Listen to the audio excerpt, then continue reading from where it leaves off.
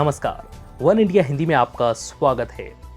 वित्त मंत्री निर्मला सीतारमण ने आज केंद्र सरकार के आत्मनिर्भर भारत पैकेज के बारे में जानकारी देने के लिए 5वीं और अंतिम प्रेस कॉन्फ्रेंस की। इस दौरान उन्होंने कहा कि कोरोना की वजह से लगाए गए लॉकडाउन के दौरान कई कारोबार बुरी तरह प्रभावित हुए हैं।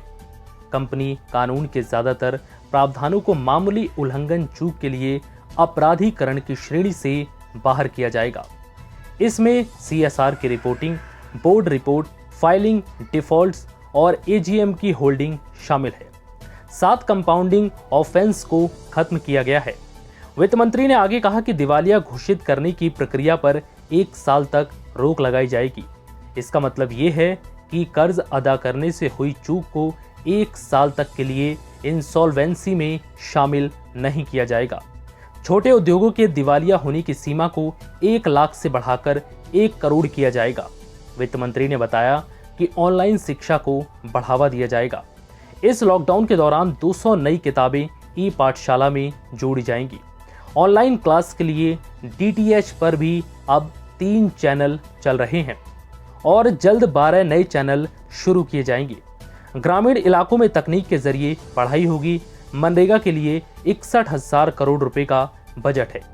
मनरेगा के लिए 40,000 करोड़ का अतिरिक्त प्रावधान किया गया है। वित्त मंत्री ने कहा कि देश आज संकट के दौर से गुजर रहा है। संकट का दौर नए अवसर भी खोलता है। PM मोदी ने कहा था कि आपदा को अवसर में बदलने की जरूरत है।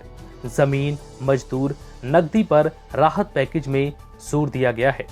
हमें आत्मनिर्भर भारत बनाना है। लॉकडाउन के साथ ही गरीब कल्याण फंड की घोषणा की गई। वित्त मंत्री ने कहा कि हमें प्रवासियों का पूरा ख्याल रखना है।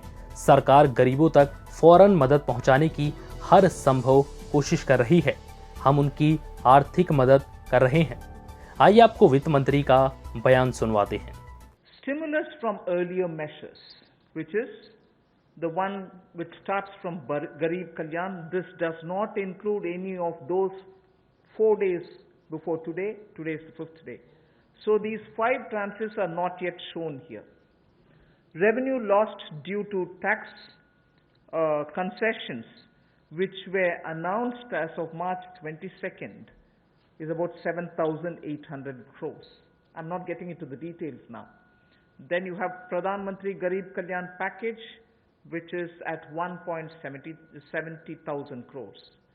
And then the health sector announcement, which was 15,000 crores, totaling to 1,92,800 crores. I can see a lot of our friends sitting up, getting to the edge of their seats. We are giving you all the details, not to worry. Okay, so this is before we even started talking about the 5 tranches. This is before the Prime Minister even spoke about the stimulus package. बता दें कि वित्त मंत्री पिछले 4 दिनों से लगातार इस पैकेज से जुड़ी जानकारियां दे रही थीं।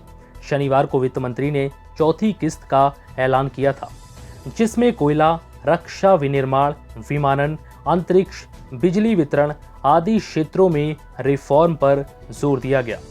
सरकार का लक्ष्य है कि 2019-20 से लेकर 2024-25 तक 111 लाख करोड़ रुपए इंफ्रास्ट्रक्चर पर खर्च किए जाएं।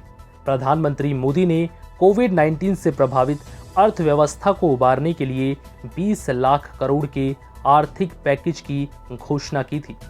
फिलहाल इस वीडियो में इतना ही। नमस्कार।